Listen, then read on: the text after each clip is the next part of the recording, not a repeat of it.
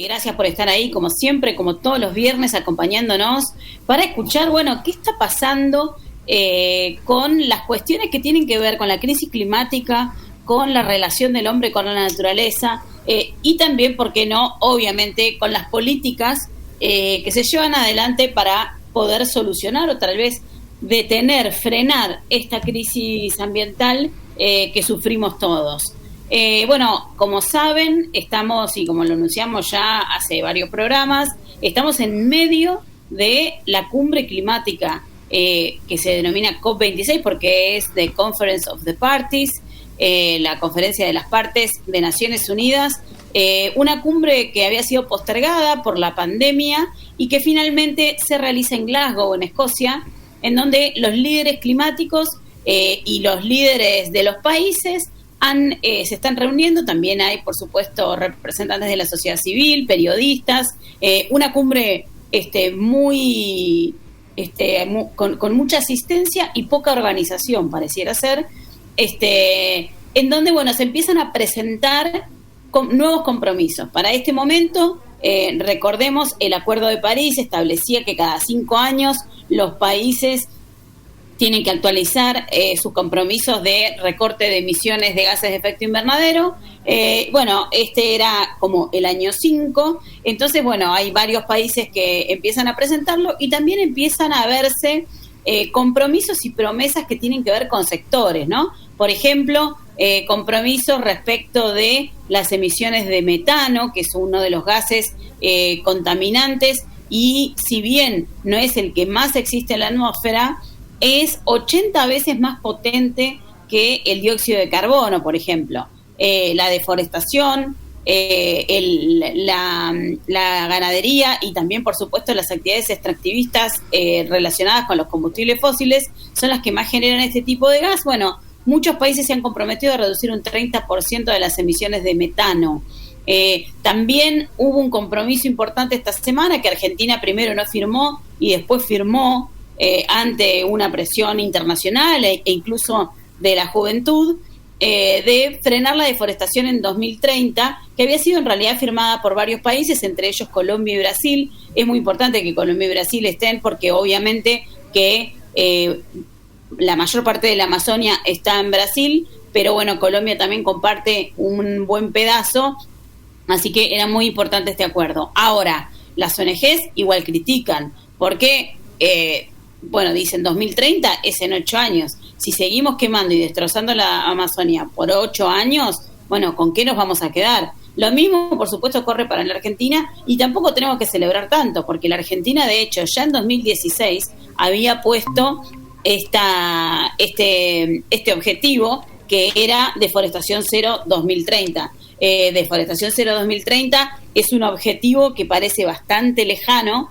a lo que la verdad necesita el territorio, que debería ser deforestación cero ya mismo. Bueno, podemos hacer una mención aparte de la presentación del presidente de la Nación, Alberto Fernández, que la verdad lo más destacado del discurso fue que habló de la Ley de Educación Ambiental, una ley que si bien fue sancionada por el Congreso todavía resta su implementación, y volvió a mencionar el canje de deuda por naturaleza. En el canje de deuda por naturaleza queda claro que por ahora que es solo una frase, porque tampoco existe ninguna precisión sobre cuáles serían los mecanismos para poder concretarlos, pero lo que sí queda claro es que el presidente y su gobierno evalúan que la naturaleza tiene un valor, ¿no? Que la naturaleza tiene un valor. Ellos establecerían, no sé si el Estado argentino establecería ese valor de cambio. Sin embargo, lo que sí se ve es que claramente se valora la naturaleza en términos económicos, me refiero, ¿no? Porque, bueno, si se valora tanto la naturaleza en términos económicos, creo que deberíamos revisar muchas de las actividades que a la Argentina le dan y le generan ingreso de divisas, como son, por ejemplo, la exportación primaria de granos y carne, y también, por supuesto, los combustibles fósiles y los subsidios que se dan especialmente a las empresas petroleras, sobre todo para actividades que son bastante más caras que la exploración tradicional, como la exploración offshore, y también la exploración de shale en Vaca Muerta.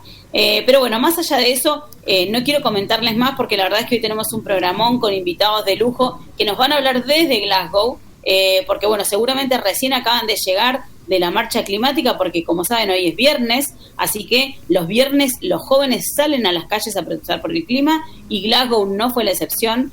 Parece que había de todo, había jóvenes, había perros, había familias, había periodistas, pero bueno, ya mismo, miren, hoy ni siquiera voy a hacer una pausa, porque ya la tengo acá conectada. Y está con muchísimo laburo, muchísimo trabajo. Sé que le dijo que no a muchísimos medios y a mí me dijo que sí, así que la voy a presentar a ella. Esta hija de Alara es periodista, ella trabaja en varios medios de comunicación, trabaja en redacción, después de un esfuerzo grande en términos económicos pudo llegar a Glasgow, y la verdad es que muchas veces la organización y también el estado de la pandemia le han jugado en contra, pero vamos a preguntarle a ella y vamos a dejarnos que nos cuente cómo está viviendo estos días en un lugar en donde todos los días tiene que hacer como 1 hora de cola para entrar en medio de la lluvia. Thaís, ¿cómo andás? Muchísimas gracias por atendernos. Por favor, Laura, muchas gracias por esta invitación a conversar. La verdad sí, hoy fue el único día, no lo podía creer, que no tuve que esperar para poder ingresar al predio, pero es también porque muchas de las personas que venían acá hoy están todavía en la calle y el horario era mucho más tranquilo. Pero sí, vengo justo de parte de la movilización, no me quedé hasta el final porque la movilización va a ser todo el día, pero te digo que me encantaba ver ya en el tren nenes, familias enteras, porque también hay que entender que cuando se hace la movilización, o sea, en el lugar donde está pasando una conferencia no importante, es todo eso que genera, ¿no? En los chicos también, sobre todo obviamente la presencia de Greta Thunberg, pero es esa posibilidad, ¿no? De movilizarse, o sea, sentir que es tu localidad, que es tu oportunidad de pedir, ¿no? Y de reclamar, como que me gustó mucho eso, ver muchos chicos chiquititos, y con el uniforme del colegio, como primero la movilización y después al colegio, reclamando, y que cuando hablabas con ellos como te daban un montón de argumentos, no era simplemente, bueno, voy a la movilización, como que entendían perfectamente por qué estaban ahí movilizándose. Absolutamente. Vamos a darle la bienvenida a esta charla, vamos a conversar entre los tres. La verdad es que es un lujo. Ustedes no saben lo que es tener esto en un programa de radio en Argentina, porque, bueno, estamos también conectados con Enrique Magurto Constantinidis, que es experto en cambio climático de la Fundación Ambiente y Recursos Naturales, que también está en Glasgow y supongo que también habrá ido a la marcha y deben estar ahora en el venue. Ahí, no sé si estarán muy cerquita, pero bueno, también queremos que nos cuente él cuál es su posición, porque así como cuenta Thaís, de que había mucha gente, mucha presencia de sociedad civil, organizaciones juveniles, hay mucho malestar respecto de la sociedad civil en términos de participación. Dicen, esta COP, ayer Greta incluso tuiteó, esta COP es la menos inclusiva de todas las COPs, puro bla bla bla. ¿Qué está pasando, Enrique, con las organizaciones sociales? ¿Cómo están viviendo ustedes esta cosa de que apenas pueden entrar a las reuniones, de que hay que verlas vía streaming? Contanos un poquito y muchísimas gracias por atendernos. Hola, Laura, Thaís, ¿cómo estás?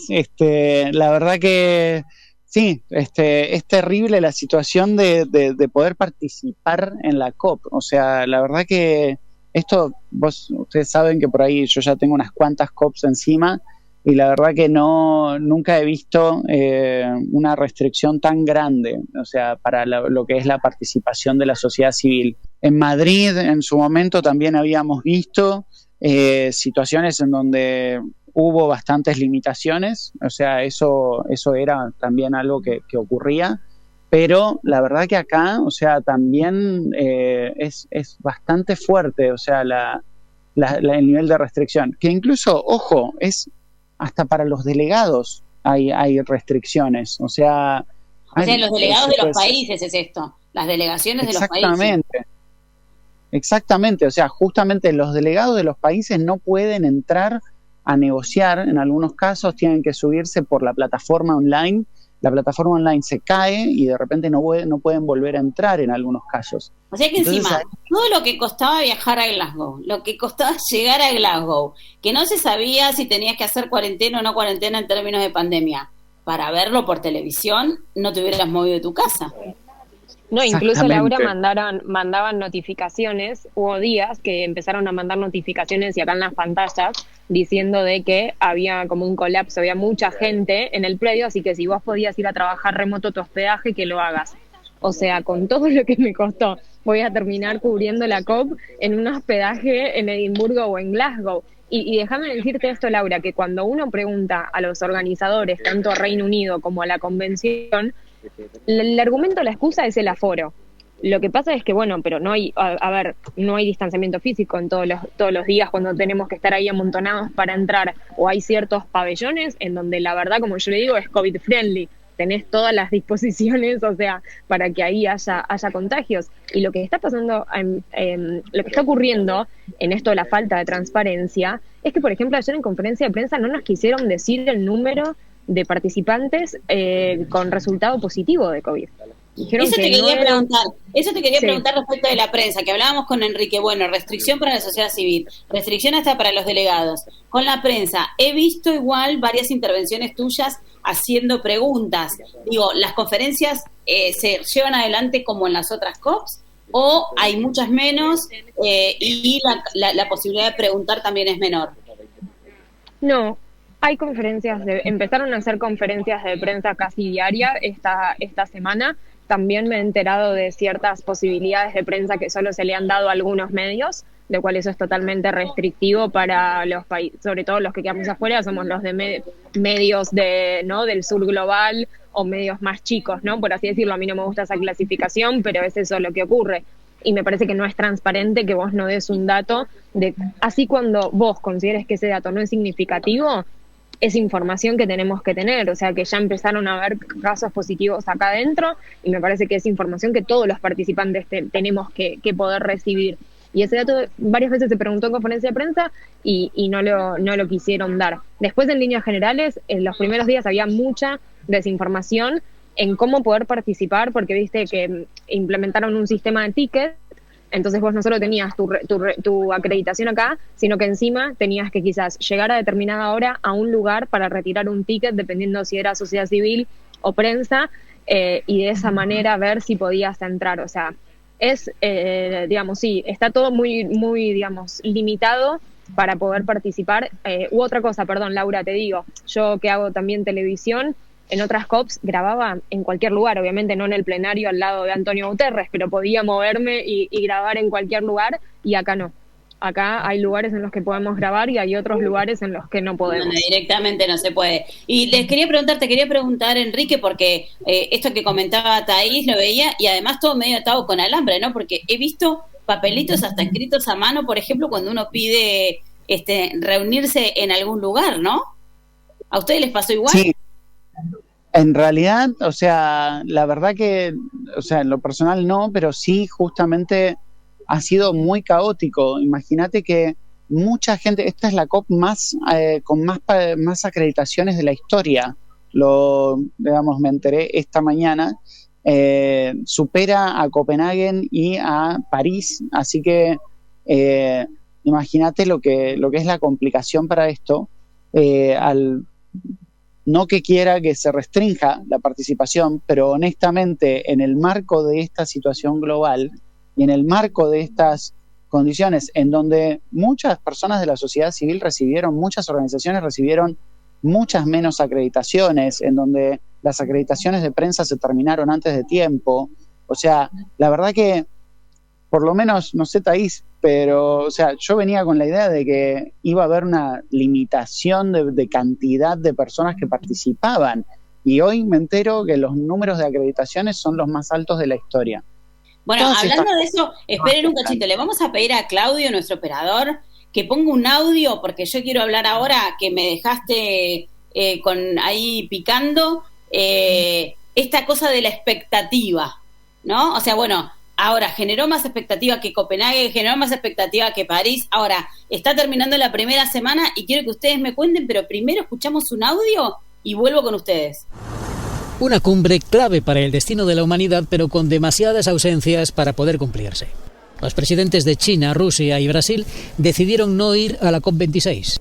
Y son estos países, especialmente China y Rusia, entre los más contaminantes del mundo, los llamados a jugar un papel clave en la lucha contra el cambio climático. El presidente ruso Vladimir Putin se limitó a enviar este vídeo. Al pretender construir una economía neutra en carbono para 2060, Rusia se apoya, entre otras cosas, en el recurso único de los ecosistemas forestales que tenemos a nuestra disposición y en su importante capacidad para absorber el dióxido de carbono y producir oxígeno. El presidente chino Xi Jinping no ha salido de China desde que en su país se inició la pandemia. Tan solo envió a Glasgow una carta de buena voluntad sin mayores compromisos. Los organizadores de la cumbre no ofrecieron la opción de asistir a distancia. El presidente Xi Jinping pronunció un discurso en la cumbre climática de la ONU COP26, reflejando su firme posición y responsabilidad como país importante en la conservación del hogar compartido, que es la Tierra. La aparente falta de entusiasmo de Pekín y Moscú en la lucha contra el cambio climático se produce con el telón de fondo de los daños causados por la pandemia a sus economías, que de distinta manera depende en gran medida del uso de combustibles fósiles. Según el informe del Programa de las Naciones Unidas para el Medio Ambiente, China es el mayor contaminador del mundo con gases de efecto invernadero, muy por delante de Estados Unidos. Rusia es el quinto contaminante del mundo tras la UE y la India. Si vemos el consumo per cápita, Estados Unidos encabeza la lista de los 6 primeros, seguido de Rusia. La ONU dice que si nada cambia, la contaminación por CO2 crecerá un 16% hasta 2030. Bueno, escuchábamos el audio y ahora los quiero escuchar a ustedes. Porque, bueno, todas estas cosas sucedieron, podríamos detenernos a hablar de cada uno, ¿no? Porque podríamos hablar de Bolsonaro, que se confundió a John Kerry con Jim Kerry, podríamos decir muchas cosas de lo que pasa en esta COP, pero, Thaís, te quería preguntar primero vos, porque ayer tiraste un dato y hoy sale en algunos medios de comunicación que lo levantaron, pero aparece medio, no sé, pero seguro después Enrique nos puede ayudar a determinar si es verdadero o no, que después de toda esta semana en donde se anunciaron muchos compromisos, lo decía yo al principio del programa, hay obviamente compromisos actualizados como había que presentarse a esta cumbre, pero después a la vez el Reino Unido impulsó varios acuerdos, uno de deforestación, uno sobre metano, en donde también impuso nuevos objetivos y según un reporte preliminar de la Agencia Internacional de Energía dice, calculando todas estas promesas nuevas, el aumento global de la temperatura podría llegar a 1.8, o sea, acercarse a los objetivos del Acuerdo de París. ¿Esto es para un título para que nosotros todos caigamos o es verdad? En verdad fue un tuit que hizo el director de la Agencia Internacional de Energía, todavía no tenemos la demostración, digamos, o sea, los datos concretos de ¿no? De si nos permitiría llegar, o por ejemplo, el Climate Action Tracker cuando evalúa, ¿no? Y esto siempre sería no en función de lo que se está haciendo hoy, sino en función de si se cumplen todos esos objetivos que se anunciaron. Ahora, el problema de lo que está pasando, y Enrique seguramente coincida conmigo, es que estamos viendo, terminamos esta semana con muy poco sobre las negociaciones y con muchos anuncios, que son anuncios que no tienen todavía un mecanismo de implementación. O sea, lo de deforestación, ¿no? Ok, ¿cómo lo van a implementar? ¿Cómo se va a controlar? O sea, son todos anuncios que se dan en el marco de la conferencia, pero que no hacen a lo que tiene que pasar en esta conferencia puntualmente. Claro. Y a mí honestamente me preocupa muchísimo de la presidencia del Reino Unido, que está más preocupada por estos anuncios que dan titulares y no por lo que realmente tiene que pasar en esta COP en términos de negociaciones climáticas. Me parece que ahí es donde hoy no está el desafío, donde ayer a la noche envió una notificación en que mañana se tiene que tratar de cerrar como borradores, ¿no? De los diferentes temas, pero cuando antes no estuvo hablando de las negociaciones y del avance, y ni tampoco de poder garantizar mayor transparencia en cuanto a la participación de observadores e incluso de más delegados. Entonces me parece que hay que tener mucho cuidado, porque ¿cuál es el temor de lo que está circulando cuando vos hablas con la gente en el pasillo? Y de que nos vayamos de esta COP con todos esos anuncios que, perdón que lo diga así, anda cheque que después se cumplan y que no salgamos, ¿no? Y que no vayamos sin nada de lo que en verdad tiene que pasar en esta COP para la implementación del Acuerdo de París. Absolutamente. Entre esas cosas, Enrique, está, por ejemplo, el acuerdo por el artículo 6, ¿no? De los mecanismos de financiamiento y no financiamiento, financieros y no financieros, para el intercambio de emisiones, pero además que se avance en estas cosas, como decía Thaís, ¿no? Transparencia, pérdidas y daños. O sea, por ahora son todos títulos de diario. Bueno, A ver, esto es algo que se empezó a hacer, ya por ejemplo los polacos lo habían hecho en Katowice, en donde habían preparado como una serie de anuncios que justamente lo que buscaban era decir, bueno, voy a poder comunicar algo positivo de esta COP. O sea, porque es muy normal que la agenda propia de la COP sea como muy poco comunicable, sea una agenda que no signifique mucho o que no tenga muchos fuegos artificiales en ese sentido. Y ahí es donde se embarca el Reino Unido en estos anuncios que, a ver, o sea, no podemos desmerecer que suman, no podemos desmerecer que son declaraciones políticas, que ponen al tema sobre la mesa. En ese sentido, esas cosas están bien. Ahora, la realidad es, y así en línea con lo que decía Thaís, son acuerdos, son declaraciones, son cuestiones muy políticas que eventualmente no son parte de un sistema de reporte, monitoreo, compromisos, no hay cuestiones legales necesariamente, o sea, sí cuestiones políticas. Entonces ahí está bueno que estas cosas ocurran, pero está bueno de que sean complementarias. Entonces ahí es muy importante volver a la fuente y decir, ok, pero ¿qué es lo que tiene que entregar esta COP? Esta COP tiene que entregar señales claras sobre financiamiento, tiene que entregar señales claras sobre el artículo 6, sobre mercados, no mercados, tiene que dar señales muy claras del tema de transparencia. Bueno, todos temas que todavía están por verse. A mí, por ejemplo, lo que más me sorprende es que en todos los anuncios de esta primera semana no haya habido números de plata en línea con los 100.000 millones de dólares que tendrían que haber estado ya el año pasado. O sea, lo único que hay sobre la mesa es una conversación de ver que para 2023 tengamos los primeros 100.000 millones y que después se vaya incrementando para cumplir con los 500.000 millones de dólares del periodo de 5 años hacia el año 2025. O sea, esas conversaciones no suman, o sea, tenemos que tener la plata, básicamente, no más promesas, no más discusiones. El acuerdo de París, y además no solo la plata, ¿no? Porque, digamos, no tiene que ver solamente con tener la plata, sino saber a dónde va a ir, cómo va a ir, porque, digamos, supongamos que tenemos el fondo. Ahora, tampoco está definido. Hay comunidades indígenas que están en este momento criticando a la cumbre y de hecho la contracumbre va a ser el domingo. Y una de las cuestiones que hablan es, bueno, pero nosotros no tenemos ni siquiera idea ni participación de cómo podría ser un eventual financiamiento, por ejemplo, como el acuerdo que no se sabe. Yo la verdad es que tampoco me queda muy claro si los acuerdos que se firmaron, por ejemplo, con compromisos económicos, están dentro o no de esos 100.000 millones, por ejemplo, el acuerdo de deforestación, que tiene fondos públicos y también fondos privados, en donde, como contaba yo al principio, Argentina al principio no había firmado, después firmó, pero tampoco está muy claro cómo se va a repartir, ¿no, Thaís? No está nada claro, Laura, honestamente. Es como que, además, cuando ustedes ven el titular, digo, ¿no? Y también pensando en los oyentes, cuando en el titular se comprometieron a deforestación cero para 2030, uno después ves un comunicado, son listas y objetivos. No ves nada de letra chica y no tiene eso una formalidad, ¿no? del cumplimiento. Y sí, efectivamente con financiamiento también, porque uno escucha a presidentes incluso tirar números, pero el problema es que no está todavía el dinero que ya tendría que haber estado el año pasado, no está claro cómo se va a hacer para tratar de garantizar que el 50% vaya a adaptación, que ese es un pedido que incluso el secretario general de Naciones Unidas vienen haciendo también los países más vulnerables.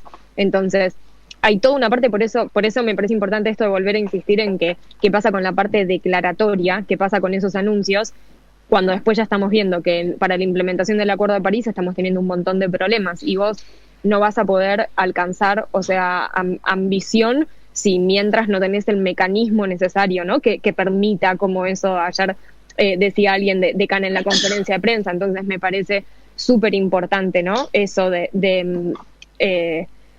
no sé, ya hay un acuerdo, ¿no? Acá en las COPs lo que se tiene que trabajar es en cómo se va a implementar eso, que sea lo antes posible y que sea de forma ambiciosa. como dijo Enrique, todo lo demás ayuda. El tema es que todo lo demás no tiene un mecanismo de formalidad, de cumplimiento, como sí es lo que hoy se tiene que trabajar en la COP para alcanzar lo del Acuerdo de París. Entonces, ahí está la dificultad, ¿no?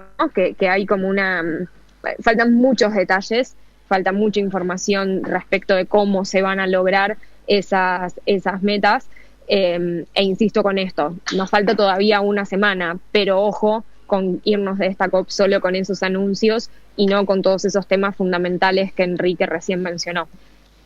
O sea, primera semana de balance. ¿Qué podemos decir, Enrique?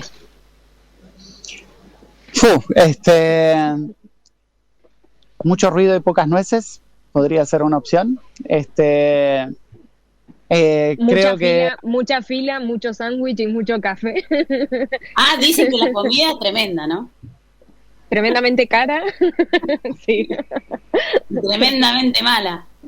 Creo que recién desde el miércoles empezaron los negociadores a trabajar, o sea, específicamente en los textos, específicamente en los ítems de agenda, y tampoco, algunas cosas empezaron tranquilas y otras ya empezaron a mostrar un poco los desafíos. O sea, en artículo 6 en particular ya estamos encontrando lenguaje más, como más concesiones. O sea, se arrancó ya concediendo algunas cosas. Entonces, yo creo que varios de estos temas van a salir, o sea, pero la pregunta que va a quedar hasta el final es ¿a qué costo? O sea, ¿cuál es el nivel de contenido de las cosas que van a salir al final de esta COP? Así que por ahora, o sea, mucho anuncio, mucho show en ese sentido. Ahora está empezando la parte fina del trabajo de los negociadores, que bueno, en medio de todas estas dificultades de participación, inclusive para los negociadores, o sea, vamos a ver cómo la pueden avanzar en los próximos días. O sea, y por ejemplo, Thaís, si tuviéramos que decirlo, obviamente nosotras que somos periodistas, pero bueno, balance de la primera semana, sería expectativa por lo que por lo que resta de la negociación, del mismo modo que la expectativa que tienen ustedes todas las mañanas cuando se tienen que hisopar. ¿Cómo es eso?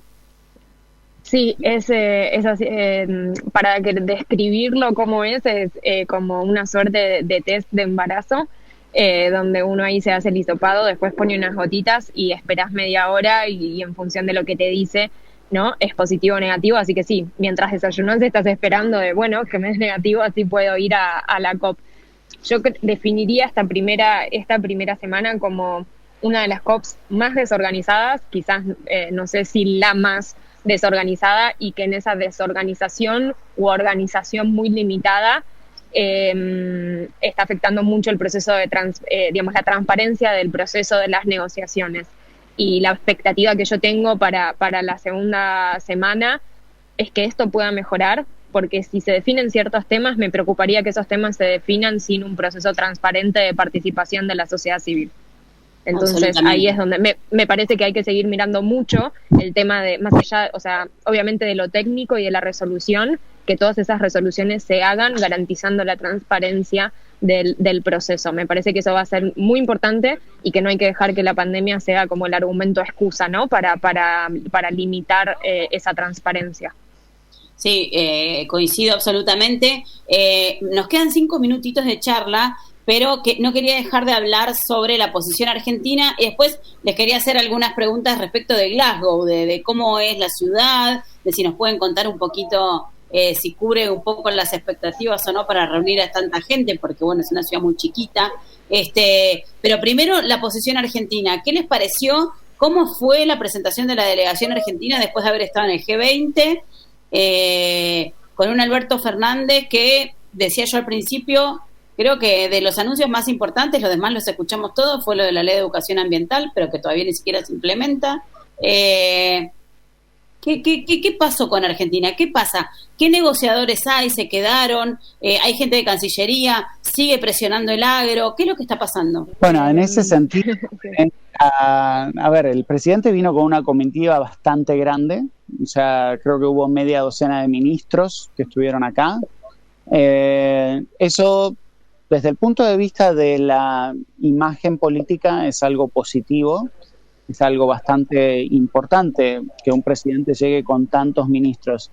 En el caso del presidente Biden vino con una docena de personas de alto rango del gobierno, lo cual también es una muestra importante.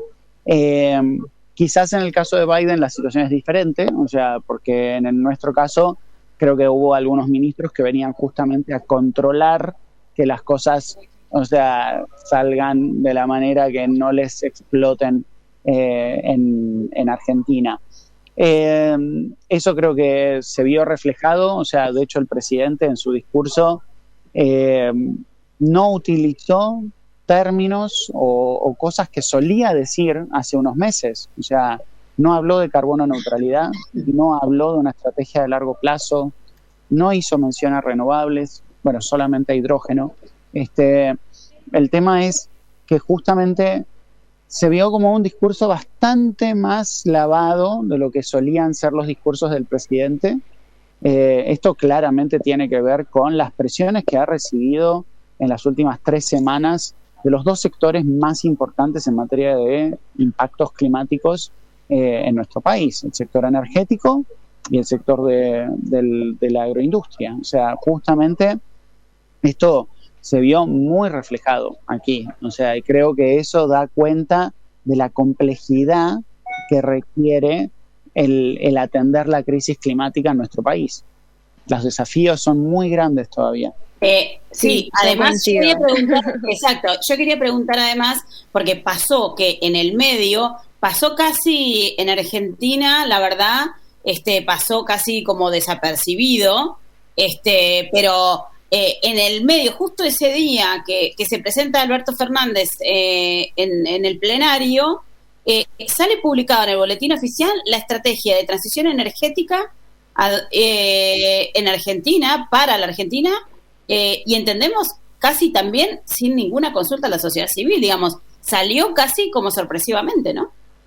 Obviamente, bueno, recordemos que además, estrategia que además, esto le cuento a la audiencia, porque que por ahí no sabe, pero estrategia que además se basa en el gas natural de Vaca Muerta. Exactamente, bueno, recordemos que fue el Ministerio de Ambiente el que puso condiciones a la hora de la exploración offshore de la audiencia que fue, que tenían que presentar un plan de descarbonización antes de poder avanzar con cualquier otro tipo de aprobación o autorización. Así que yo creo que esto ha sido está claro que ha sido como una reacción a eso. Pero bueno, la gran pregunta es justamente para el sector y para el presidente. O sea, ¿cómo calza un esquema de explotación de Vaca Muerta en un objetivo de carbono neutralidad al año 2050? Porque está claro que va a haber todavía un nivel de desarrollo de hidrocarburos por un tiempo, porque la transición no ocurre inmediatamente, pero el plan que se presentó el lunes de esta semana, la verdad que deja muy en claro que no sé si el gas es un combustible de transición para el gobierno. El gas probablemente sea el destino final. Absolutamente. Bueno, pero esa es la discusión que se ve en algunos países ahora, cuando se hacen los anuncios de terminar con el carbón. Ok, si ven muchos de esos países que están comprometiéndose a eso, están yendo al gas. Entonces ahí está también, y de hecho ayer en conferencia de prensa se le preguntó a Lok Sharma sobre otros combustibles fósiles, y él dijo que desde que asumió la presidencia, su único propósito era lo de terminar con el carbón. O sea, el único fósil del cual él se iba a ocupar, ¿no? Petróleo y gas siguen ahí sin mayores. Yo creo que de lo de Argentina, 2 cosas. La gran ausencia o el no cumplir con una promesa que había hecho es que acá no se presentó la estrategia a largo plazo, que era lo que ya se había dicho, ¿no? Que iba a ocurrir, o aunque sea un borrador. Eso no ocurrió y, como bien dice Enrique, demuestra que en Argentina, en el área de gobierno, hay distintos intereses, al que algunos van más a favor de una acción climática real que se necesita y otros que van en contra de eso porque no quieren que sus actividades no se transformen o porque tienen ciertas visiones inequívocas respecto de cómo su actividad no contribuye al cambio climático. Y lo que sí me parece interesante que dijo el presidente en su discurso es algo que trajo desde la Precop Argentina acá, que es la creación de un comité técnico y político para construir una arquitectura financiera para movilizar ese financiamiento que se necesita. Hay otros países que acá en la COP están presentando ideas similares. Me parece que es interesante ver si los países desarrollados terminan tomando, ¿no?, estas propuestas que vienen de los países que lo necesitan. Porque históricamente el tema de financiamiento es medio que los países desarrollados dicen cuánto te pongo, hasta cuánto. Y acá estaría escuchar una idea y tomar una idea de los países en desarrollo que necesitan, ¿no?, ese dinero. Creo que si tengo que hacer un balance, como que me quedaría con esas dos cosas. Y creo que la ausencia de la estrategia de a largo plazo fue un poco cubierta con un contrato que el gobierno hizo con una empresa privada, pero que no tiene nada que ver, ¿no?, con el ámbito de las negociaciones. Sí, perfecto, sí. Y aparte, bueno, un poco como dice Enrique, que bueno, he leído en las notas periodísticas que dio desde allá, que tiene que ver con que Argentina está como para bastante más que exigencias y promesas, porque bueno, Argentina tiene que empezar y tiene obligación también de hacer algo. Antes de despedirlos, porque ya se me termina el tiempo, quiero que me cuenten de Glasgow. ¿Pudieron conocer Glasgow? ¿Pudieron ir a algún lado? ¿O todavía siguen encerrados y van a esperar este fin de semana? Muy poquito, en mi caso solamente acá en los alrededores de la convención, pero bueno, yo estoy bastante lejos de Glasgow, así que tengo que... Es más, si no llego a las 12 de la noche, me quedo sin tren para volver. Estamos lejos en distintos puntos del mapa con Enrique respecto a Glasgow. Yo estoy en Edimburgo, así que Edimburgo es más, es una ciudad un poquito más linda que Glasgow, más castillito, ¿no? Como que tiene una arquitectura mucho más linda, así que conozco, y la verdad que es muy lindo el viaje en tren. Hay mucho parques eólicos, muchísimos, así que disfruto bastante, sobre todo la ida, ¿no?, que es de día viendo ese paisaje. Sí, es interesante y es una pena que no se haya hecho tanto hincapié en la transición, ¿no?, que ocurrió en esa zona del Reino Unido, especialmente porque Glasgow era una ciudad a base de carbón y de hecho la industria del acero era como la industria más importante, y bueno, como de a poco van transicionando hacia energías limpias, y es una pena que se conozca tampoco, especialmente de parte justamente de los organizadores. Pero bueno, muchísimas gracias, chicos. Ya sé que tienen que volver a sus trabajos. La verdad es que reitero el agradecimiento porque sé todo el trabajo que tienen, todas las cosas que hacen y que se han negado, como en el caso de Thaís, a salir en otros lados. Así que es un lujo para mí que estén conmigo. Muchísimas gracias. Cuídense. Por Gracias favor, a Laura. vos. Te trajimos un poquito a la COP, que siempre estás presente. Gracias, Sí, Laura. no pude ir. Muchísimas gracias. Gracias por estar conmigo. Gracias. Un abrazo Cuídense. grande. Bueno, eran entonces Thaís Gadealara, que es especialista y periodista especializada en medio ambiente, que trabaja para redacción, trabaja para otros medios, trabaja para la televisión pública en el canal de la ciudad, y Enrique Maurto Constantinidis, experto senior en cambio climático de la Fundación Ambiente y Recursos Naturales.